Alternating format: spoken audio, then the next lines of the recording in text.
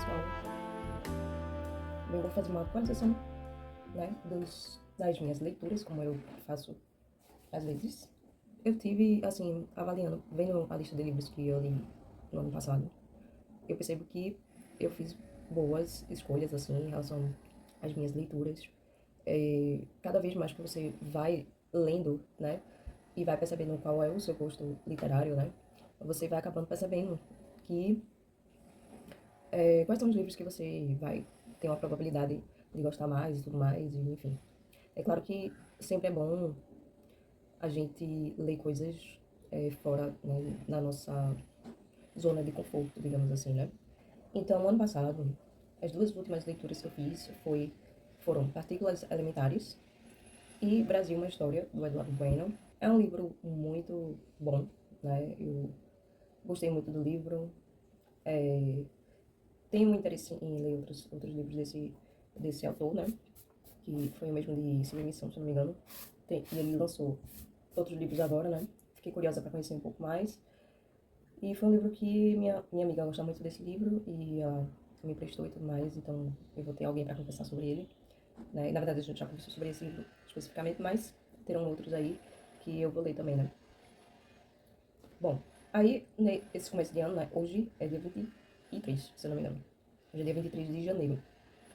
Então, a minha primeira leitura, né, desse ano foi, né, A Desumanização, de Walter Ugumani. É um livro que é triste, a história, né, uma história triste, uma história pesada, mas tem uma coisa interessante nesse livro, que ele parece ser escrito, a história parece ter sido há muito tempo. A gente vê alguns elementos de que é um pouco mais contemporâneo, digamos assim. Mas a gente não vê sinais, por exemplo, de tecnologia nesse ambiente, nesse cenário, que é a Islândia. O autor, ele é português, mas eu acredito que ele ou trabalhou lá ou morou na Islândia.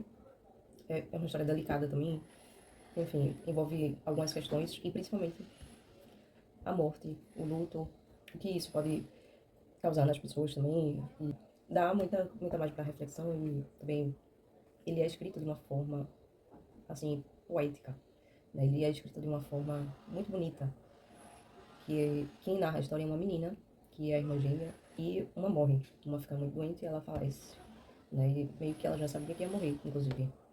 Ela estava muito doente. E daí ela deu vários conselhos para a irmã antes de falecer. E a gente vai vendo a relação das pessoas com a morte e qual a interpretação que essas pessoas dão para a morte, né? Para o outro lado espiritual.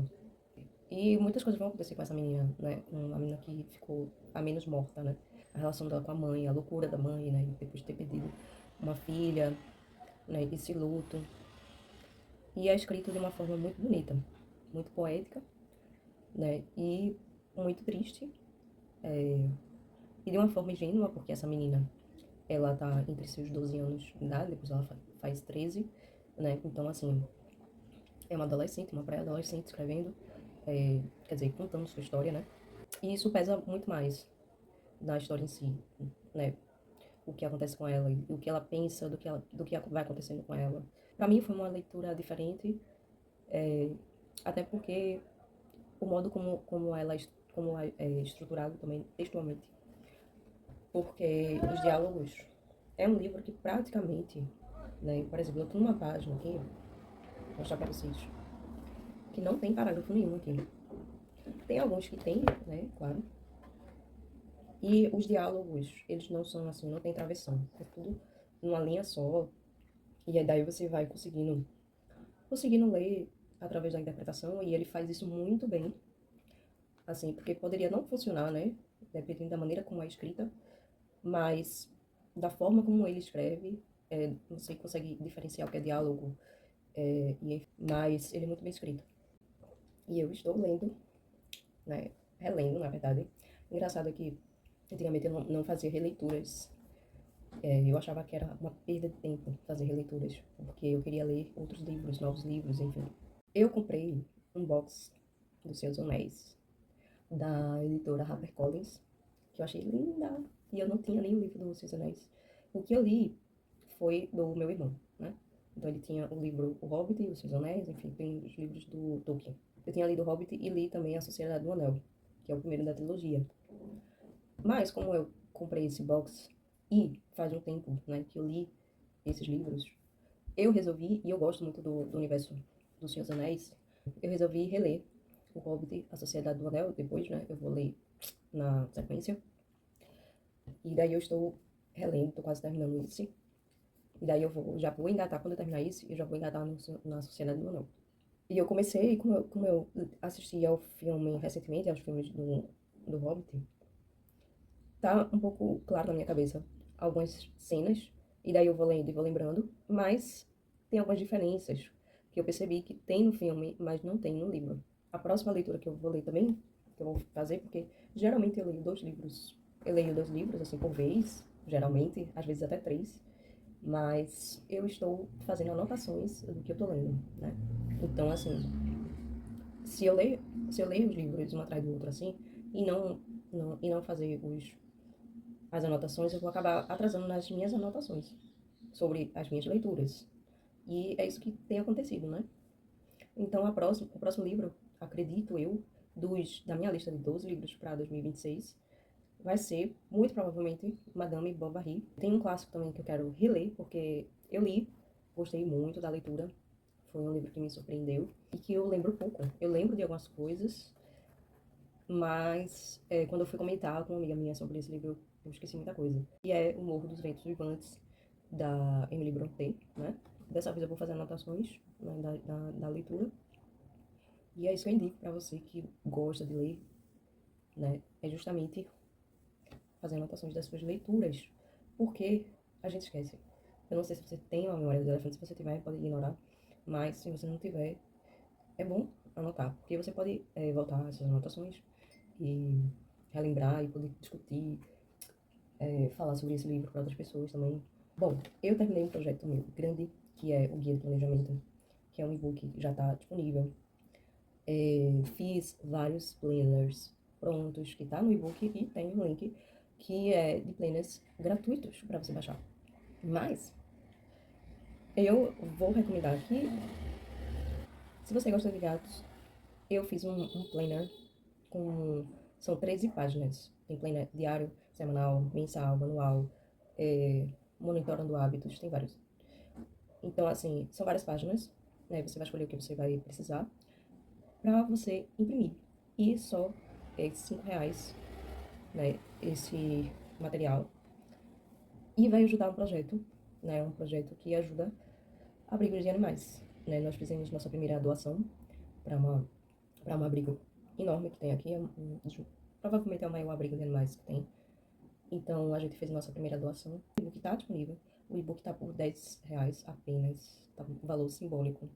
E é um guia de planejamento para você se planejar, para você aprender a se planejar. E o que é interessante é que você pode utilizar qualquer ferramenta. Não existe uma ferramenta específica assim, né? Então, e tem matéria complementar, que são os vídeos. Tem alguns vídeos liberados? Tem, mas tem vídeos que só quem compra o e-book tem acesso, porque é uma playlist. Então, essa playlist só quem compra o e-book tem acesso. Voltarei para mais atualizações. Hoje é dia 20 de fevereiro. Mas eu não li muito, né, quanto eu gostaria de ter lido. É culpa minha, né? Não tem nenhuma desculpa pra isso, mas enfim. E eu terminei de ler O Hobbit, do Tolkien, que foi pra mim uma releitura. E como eu tinha assistido aos filmes ano passado, eu lembrei, tipo assim, eu fui lendo e fui percebendo que tem algumas cenas no filme que não tem no livro, né? Que foram acrescentadas à história. E que, obviamente, tem cenas que não tem nos filmes. A adaptação para o cinema sempre vai ser um pouco diferente, porque são linguagens diferentes, né? E o ritmo do cinema é diferente do livro. E eu vou ler novamente também A Sociedade do Anel, porque vai ser também uma releitura. Eu li esse livro há mais de 10 anos, eu acho. Acabei de terminar de ler, hoje, Madame Bovary, do Flaubert, né? E interessante, uma coisa interessante assim, que eu lembrei agora, antes de falar um pouco, é que Flaubert cita muito Voltaire nesse livro aqui. através de um personagem bem curioso, que eu gostei muito desse personagem aqui, que foi o farmacêutico. Ele cita bastante Voltaire, então eu não sei se Flaubert era muito fã de Voltaire, se é uma maneira de homenagear, sei lá. Mas eu amei essa leitura aqui, incrível, leitura indispensável. Não sei porque eu demorei tanto pra, pra ler, pra comprar e, enfim, pra ter essa obra aqui, né, que é um clássico e não é à toa que é um clássico. Tem um ritmo perfeito, aquele tipo de história que hoje em dia, por exemplo, as novelas, né, de TV e tal, perderam um pouco. Apesar de ser um clássico, eu não sabia de nada, assim, desse livro. Eu nunca tinha pesquisado a fundo sobre... Eu sabia que era a história de adultério, né? De uma adúltera, que no caso é a Madame Bovary aqui. Mas eu não sabia das coisas que iam acontecer aqui no final do livro. Vou dizer pra vocês as minhas próximas leituras. Como eu já falei, que vai ser A Sociedade do Anel, do Tolkien, né? Inclusive, ele mesmo ilustrava seus livros, e é bem legal de ver as ilustrações do próprio Tolkien. Quando tava rolando o sucesso do Hobbit, ele estava escrevendo Silmarillion. Mas a editora queria continuar essa história, né, pelo sucesso que estava acontecendo e tudo mais. Então, ele começou a escrever enquanto estava escrevendo Silmarillion. Ele começou a escrever a trilogia, né, que a gente conhece, A Sociedade do Anel, enfim. Pelo que eu li aqui, tem um prefácio bem interessante, que foi seu filho que escreveu, né? Tem até uma outra ilustração aqui, ó, da Floresta Treva Mata, de 1937. Incrível as ilustrações dele. É tão gostoso, assim, de ler, que é um livro pocket. A fonte muito me agrada. A cor, né, do papel também me agrada muito. Eu quero ler esse aqui, Notícias do Manual do Usuário. Pode estar defasado um pouco esse livro, pode, porque as mídias mudaram muito, né? E a nossa maneira de consumir mídia também mudou bastante de tempos pra cá, né? O jornalismo ele sempre está se renovando, se reinventando junto com as tecnologias. Eu gostaria de ler mais livros mais recentes sobre jornalismo, mas geralmente são livros que não são muito acessíveis, e como são livros mais recentes, não é possível encontrar nos sebos, né? Esses livros mais contemporâneos, mas, enfim.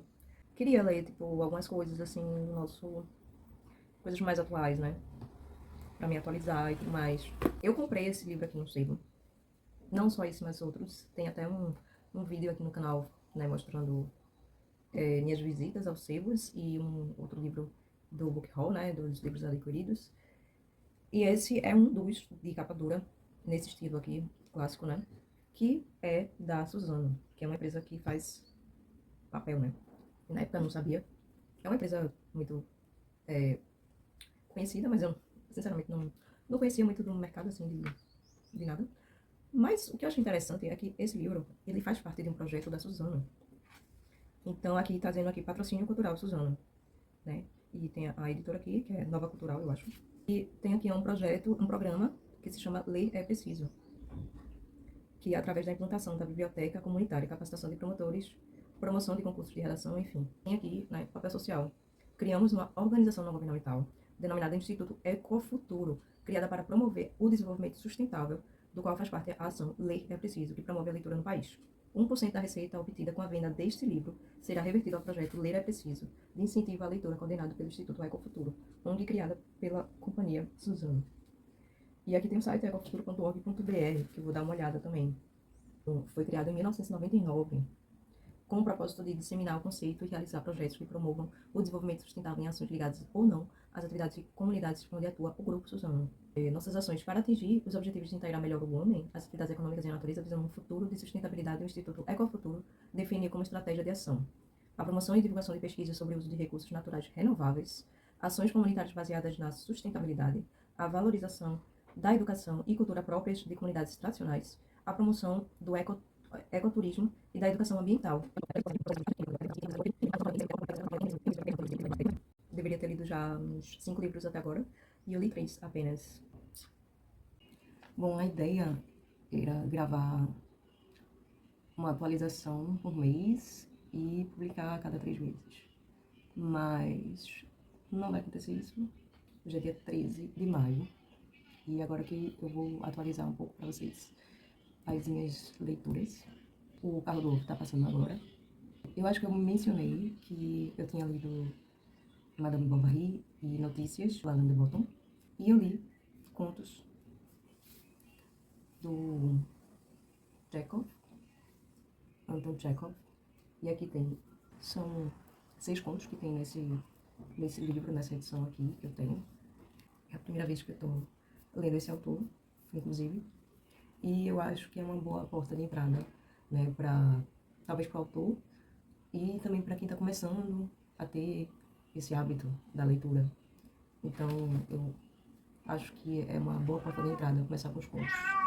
Os contos que eu mais gostei, né, mas eu vou comentar. Tipo, o primeiro é O Beijo, que é o conto mais bobinho, assim, dele.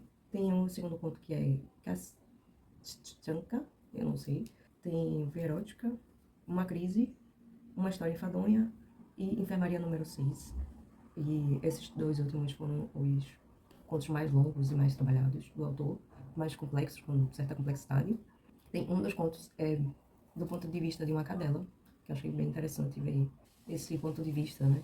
Também com um tema, assim, de maus tratos, né? Como essa cadela vai ser tratada pelo seu dono e por quem encontra ela, né?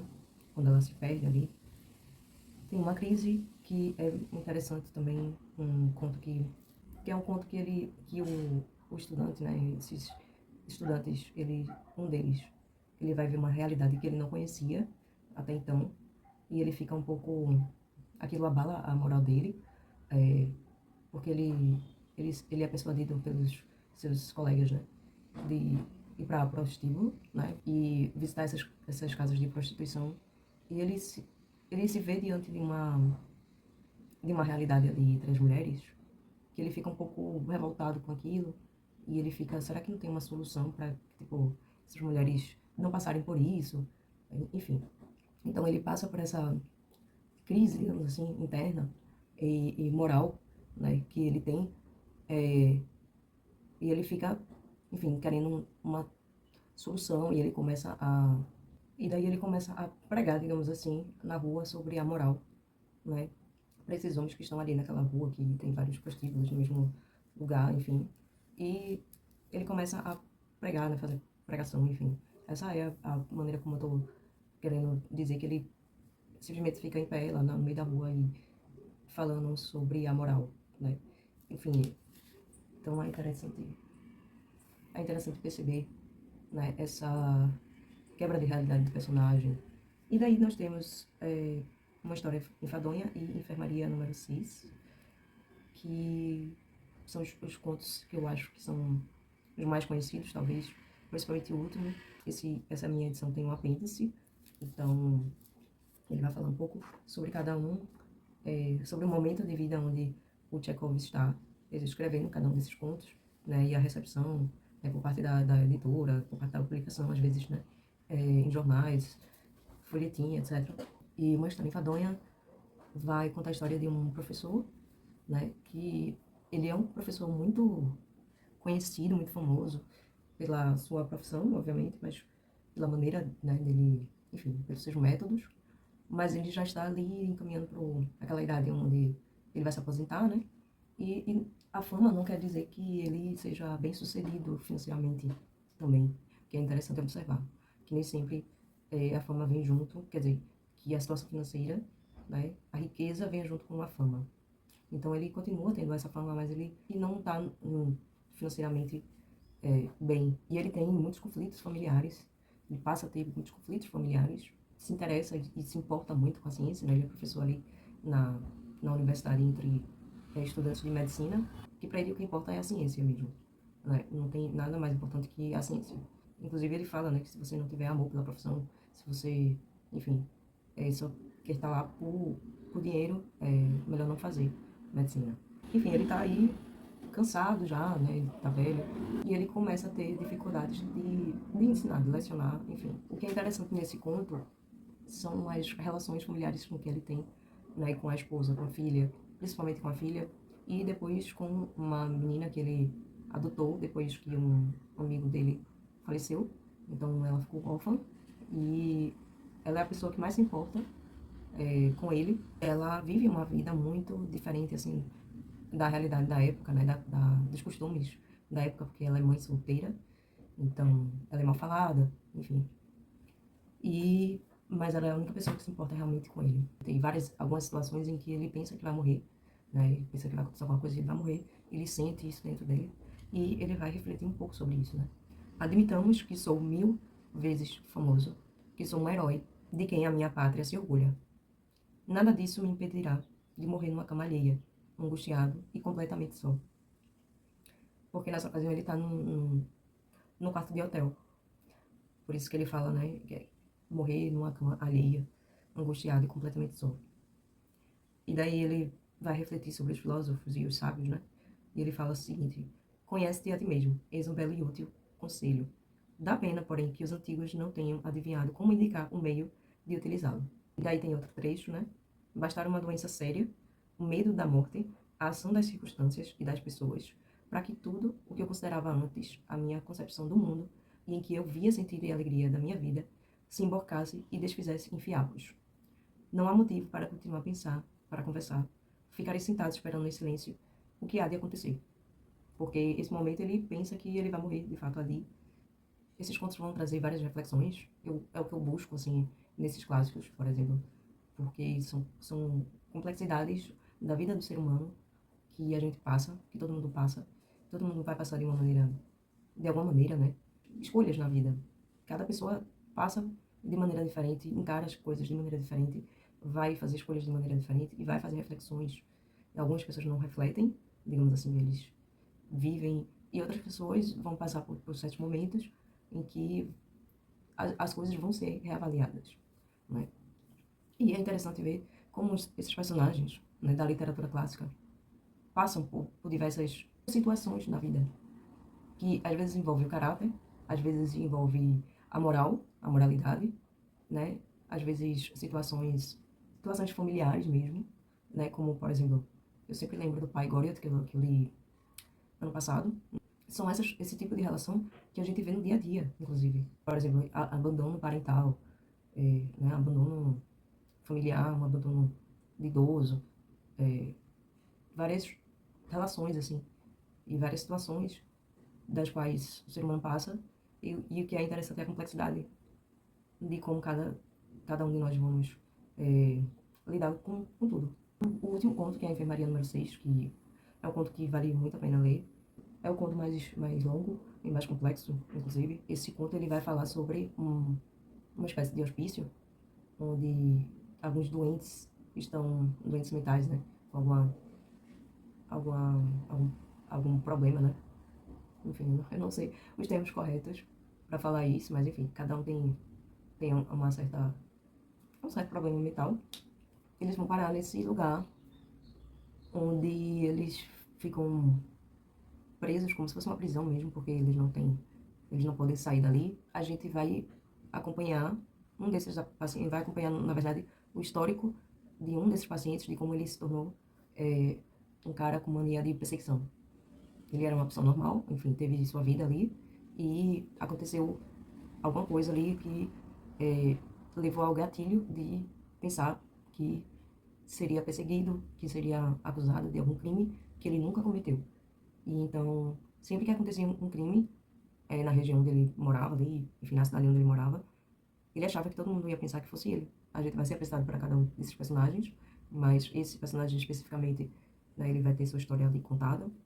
E temos também um médico, entre outros personagens. O amigo do médico, que é um cara que trabalha nos Correios e todo mundo tem medo dele, porque ele fala gritando, ele fala com... Enfim, ele é um cara... No trabalho ele é um cara temido. Até então, a única pessoa com quem o médico consegue conversar sobre coisas mais profundas. E ele é um leitor voraz, né? Ele faz coisas ali, ele trabalha no hospital, fica entre o hospital e esse hospício, né? Então, ele faz o que pode, digamos assim, porque não tem muitos recursos. Ele não tem, enfim, então ele trabalha pouco, ele faz vista grossa. Até então, meio que alheio ali aos a seus pacientes, né? Ele vai ali de vez em quando. Por ele não existiria aquele hospício, que todo mundo seria, enfim, viveria suas vidas da melhor forma possível, mas não preso, né? Não naquela situação onde, inclusive, eles apanham, né, de um segurança, e ele sabe disso. Ele percebe que um dos doentes ali no hospício é um cara que também já, tipo, também era um leitor voraz, né, antes de estar ali internado. E ele percebe que ele consegue conversar de igual para igual deles, assim, né, sobre questões profundas. Ele queria uma pessoa para conversar sobre filosofia, né, para refletir sobre a vida, enfim, para ter esse tipo de conversa profunda, né. Então, ele percebe que um desses pacientes era um leitor voraz também, e ele passa a conversar com esse paciente. Então, às vezes ele vai para o hospício só para conversar com esse paciente. E daí ele é julgado, né, porque começam a pensar que por ele estar conversando tanto com esse paciente, né, que é esse cara que tem mania de perseguição, que ele tá ficando doido também, entendeu? O próprio médico ali. Ele meio que tem um conselho lá de medicina que vai meio que avaliar ele mentalmente. Vão pedir pra ele se aposentar, vão pedir pra ele ficar, tipo, passar um tempo de férias, viajar e etc. Ele até faz isso, ele até é convencido pra viajar e viaja com esse amigo dos Correios. E é interessante ver a relação que ele tem. São duas personagens, duas personalidades completamente diferentes. Enquanto o amigo dele visitava ele na casa dele, onde eles conversavam, era uma coisa. Outra coisa é quando você começa a conviver com a pessoa diariamente, né, numa situação como essa de viajar, enfim, e daí ele não suporta o amigo dele. Ele vai ser julgado ali por conversar com um paciente de igual para igual, porque você não pode conversar com um paciente com uma doença mental de igual para igual, e ele vai ser afastado do trabalho, inclusive. Talvez eu esteja falando um spoiler, né? Mas eu lembrei de uma situação recente, inclusive, onde o Whindersson Nunes, ele foi no programa Flow, né, no podcast Flow, Flow Talk, sei lá, tava conversando com o Igor, né? Essa entrevista, né, esse podcast foi depois que ele saiu da internação, que ele foi internado, ele se internou num hospital psiquiátrico, né, para ser tratado, ele sofria de depressão, enfim. O que me faz refletir aqui agora foi o que eu vi nos comentários, né, nos comentários de um dos vídeos que eu tava assistindo, que era um trecho desse podcast, e as pessoas comentando que tava muito triste, que ele enlouqueceu de vez, que ele não tá bem, sabe? Que dá pra ver que ele não tá bem, etc.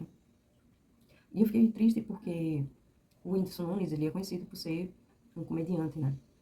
E quando tá, enfim, quando você faz piada, todo mundo ri, e você veste, de certa forma, uma máscara. Teve outro comediante também que cometeu suicídio, se não me engano foi Fausto, né, do Hermes e Renato, né, aconteceu há muito tempo, mas enfim. Então, enquanto todo mundo tá rindo, tá tudo bem. Enquanto você tá contando piada, tá tudo bem. Mas quando você conversa sobre coisas sérias, quando você reflete sobre a vida, quando você faz reflexões filosóficas, começa a ter conversas muito profundas, sei lá, sobre a vida, sobre a espiritualidade, sobre as relações, enfim, então você não tá bem, você é um louco. Ele é também julgado, quer dizer, você pode julgar, quer dizer, você julga qualquer pessoa por qualquer coisa. Isso é natural do ser humano julgar, na minha opinião. Mas às vezes a gente faz julgamentos, né, um pouco como nesse caso, em que ele estava conversando sobre coisas muito sérias. Eu acho que ele está muito esclarecido do que ele está falando. Eu acho que ele tem esclarecimento sim do que ele fala. Eu acho que quando você entende melhor a si mesmo, né, você consegue viver melhor. Aparentemente as pessoas que são público de Whindersson Nunes não entendem isso. E eu fiquei muito chocada com os comentários que as pessoas estavam escrevendo sobre ele. Então, eu faço esse paralelo aqui, porque foi exatamente isso que aconteceu com o médico, né? Como se as pessoas se resumissem a isso. As pessoas não terem a capacidade de refletir e de julgar quem reflete e julgar de forma negativa, como se fosse algo ruim, como se fosse, se você tá falando sobre a vida, você é um louco. A outra leitura que eu fiz foi, eu não vou tirar daqui do box, porque eu tô com preguiça, mas eu li A Sociedade do Anel, aqui do Tolkien. Foi uma releitura, né? Mas foi como se fosse uma leitura, porque eu realmente não lembrava muita coisa do livro. Mas eu li A Sociedade do Anel, que tem uma grande aventura no começo, junto com os hobbits ali, né? Que não aparece no filme. né? Não, o filme, a adaptação cinematográfica tem suas, enfim, não tem espaço, né, ali para colocar todos os detalhes ali para colocar todas as cenas que tem no livro. E tem uma grande aventura ali no começo da Sociedade do Anel, com os hobbits. E tem um personagem também que eu acho que não aparece no filme, que eu me lembre, que é Tom Bombadil, enfim. Agora não tô lembrando o nome dele, mas enfim. Então tem várias situações ali no começo que não tem no filme, né? Tem vários detalhes ali, inclusive com os elfos. Os encontros que esses personagens, depois de formado a Sociedade do Anel, têm com os elfos ao longo da sua jornada. Também não aparece, pelo que eu me lembre, também não aparece no filme. Então, assim, pra você que assistiu aos filmes e gostou, eu recomendo ler os livros, porque você tem muito mais, né? E você consegue entender melhor a relação dos personagens entre si. E eu li também As Cidades Invisíveis, do Ítalo Calvino. E você vê a capacidade de sua... Qual é a capacidade da sua imaginação, as limitações da sua capacidade de imaginação através desse livro aqui. O cara vai contar a sua história de viagem, né, suas viagens e suas passagens aí por essas cidades invisíveis, né, que provavelmente ele tá falando ali da cabeça dele, tá inventando essas cidades, enfim. E tá contando essa história para um cara, para uma espécie de imperador, se eu não me engano, agora tô esquecida. Mas tem esses personagens, ele tá contando sobre essas cidades. Então, eu adorei os nomes, né, que ele dá para essas cidades, inclusive. Hipásia, Fedora, Maurília, Isaura, Zora, Kublai, Doroteia, Diomira, Sofrônia. Então, assim, a capacidade de você, de sua... Inclusive, é um livro que eu estava refletindo, inclusive, isso ontem, que é um livro para pessoas que estão em busca da criatividade. Porque é um livro que vai trazer traz essas cidades que são praticamente inimagináveis, né? Que é fruto da imaginação ali, e são cidades muito peculiares, né? Que não tem nada no nosso mundo real que a gente possa fazer algum paralelo. Tem descrições que são difíceis de você imaginar, você consegue imaginar, mas é muito difícil. E eu tentei, inclusive, uma vez, eu estava lendo, eu disse, nossa, eu queria muito ver, tipo, essa cidade. Tem uma representação imagética, né? E tem uma representação, uma imagem dessa cidade, de como seria assim, essa cidade em uma pintura, alguma coisa assim, em uma ilustração. Eu não sei se alguém já fez isso, inclusive, talvez alguém tenha feito esse trabalho, assim, de representar essas cidades visualmente, que seria um grande desafio, eu diria, que é difícil até de imaginar. Mas é incrível a capacidade de alguém criar tudo isso, né? É um livro fino, mas tem muitas cidades, né?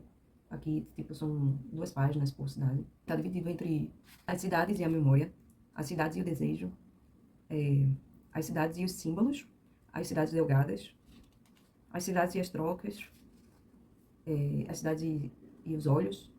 E o que eu gostei mais foram as cidades e os mortos. Aí tem as cidades contínuas, as cidades ocultas, enfim, as cidades e o céu, um desses, que é a cidade e os mortos, que o cara, ele vê pessoas que ele vê nos habitantes daquela cidade, pessoas que ele reconheceu, que ele conhecia, mas que estavam mortas. Então, cada uma das pessoas que vão visitar essa cidade veria pessoas que essa pessoa conhece, porém que estão mortas, entendeu? Então, é interessante ter essa relação, mas que não são elas, né? Não são elas, mas a pessoa que está visitando, ela enxerga os mortos que ela conhece naquela cidade. E daí eu pedi pro meu namorado colocar ele é, assim, melhor que eu em relação à inteligência artificial, e eu pedi para ele colocar um trecho, né, de uma descrição de uma cidade para gerar uma imagem. E assim, ficou relativamente próximo do que você poderia imaginar, digamos assim. Mas é impossível. É impossível a imagem artificial conseguir acertar 100%, acho que consegue acertar, sei lá, 20% da descrição dessas cidades aqui. Mas é um livro divertido de se ler, muito prazeroso de se ler. Então, o Marco Polo que ele tá contando a história e o Kublai Khan tá ouvindo essas histórias. E chega um momento em que ele começa a duvidar que esse cara viu todas essas cidades que ele tá inventando. Enfim. Eu li também, eu não tô com o livro aqui agora, mas eu li O Vingador, do Frederick Forsyth, que é um autor que eu li, O Dia do Chacal. E esse autor, ele é muito bom em ritmo. E na construção dos capítulos, assim. Não na construção, mas na distribuição dos capítulos, em relação à história. Ele começa com um personagem, depois vai para outro personagem, aí conta duas histórias diferentes, né? Paralelas ali, que tá acontecendo, que acontecem, e depois ele cruza essas informações. E, além disso, né? Além dessas histórias, ele conta, tipo, a vida pregressa desses personagens. Então, ele vai costurando, assim, com o passado desses personagens, com o que está acontecendo, e depois ele cruza todas essas informações. Então é muito interessante ler essa obra em termos de literatura, assim, né, de livro de literatura. Tem um ritmo perfeito, cada informação entra no tempo correto, assim, você começa a fazer, tipo, eu acho que vai acontecer isso, talvez quando você esteja assistindo filmes, você tem isso também. Quando você começa a assistir muitos filmes, e tem essa bagagem, né, de filmes, você começa a perceber coisas que vão acontecer e realmente acontecem. Ou não, ou pode te surpreender, né? E esse livro eu recomendo por isso, assim, a história é muito boa, inclusive, e tem um contexto ali político, tem um contexto político, que inclusive envolve um terrorista, ele menciona a guerra da Coreia, não, guerra da Coreia não, guerra do Vietnã, conflito armado, né, a guerra civil na Bósnia também. Então vai abordar tudo isso naquele período de tempo, né? Tem esse contexto político, histórico, que é interessante no livro dele, porque é ficção, super recomendo. Agora, eu julgo O Vingador até melhor do que O Dia do Chacal, mas assim, não sei também das outras obras dele, mas eu pretendo ler outras obras dele porque realmente é muito prazeroso.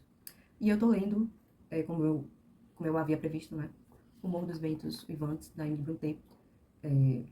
É uma releitura, né? Eu gosto muito dessa capa aqui, dessa edição, mas eu devo informá-los que a edição em si não é boa, não.